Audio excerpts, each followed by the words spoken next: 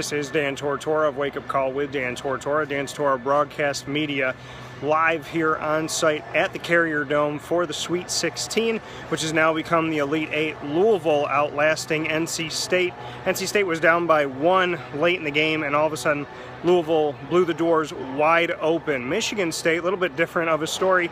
Their advancement comes from being down for over 30 minutes of the 40 allotted minutes in the game, but finding a way against Oklahoma late. Tom Izzo always finds a way to do that.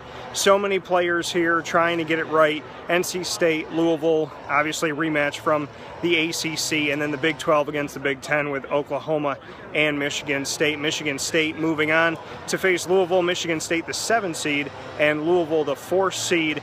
NC State, you got to look at this team. Ralston Turner very upset. Said, you know, obviously he's got to think about the NBA, but not thinking about it right now. Very tough for him. It was hard to see him and what he looked like at the end of this game.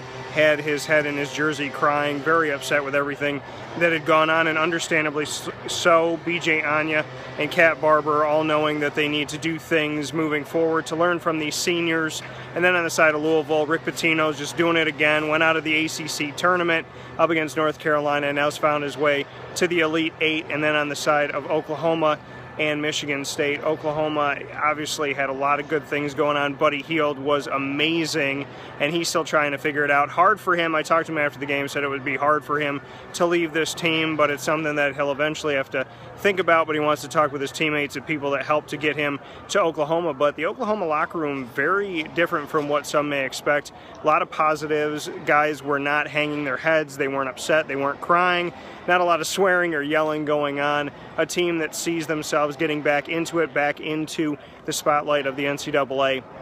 They feel like they're turning Oklahoma in the right direction once again, basketball-wise, and just looking at like Tayshaun Thomas, for example, just what he was able to do. He's never made an NCAA tournament, and he leaves in the Sweet 16, so very meaningful to him. On the side of Michigan State, Tom Izzo just is Tom Izzo. You can put him anywhere, any seed. It's almost better to not make him a 1 seed, a 2, or a 3, to make him a 7 or a 10, and he finds his way into the Elite 8. Both Rick Pitino and Tom Izzo 1 step out of the Final Four in the East Regional that was blown up when NC State, an 8 seed, took down Villanova, the number 1 seed. Virginia also falling the 2 seed early in the tournament. So as these teams move forward, the Carrier Dome right here where I'm standing will have an eventual winner coming out of the East and going to the Final Four and see who they will face moving forward. This is Dan Tortora, once again, of Dan Tortora Broadcast Media. Very happy to be here. Make sure you tune in to wakeupcalldt.com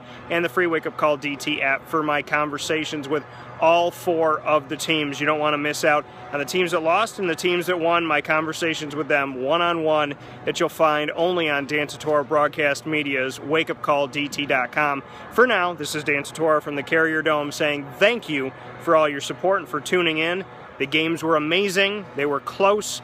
They came down to the wire, and they truly brought March Madness to Syracuse in a year where Syracuse fans really needed to see it. Talk to you soon.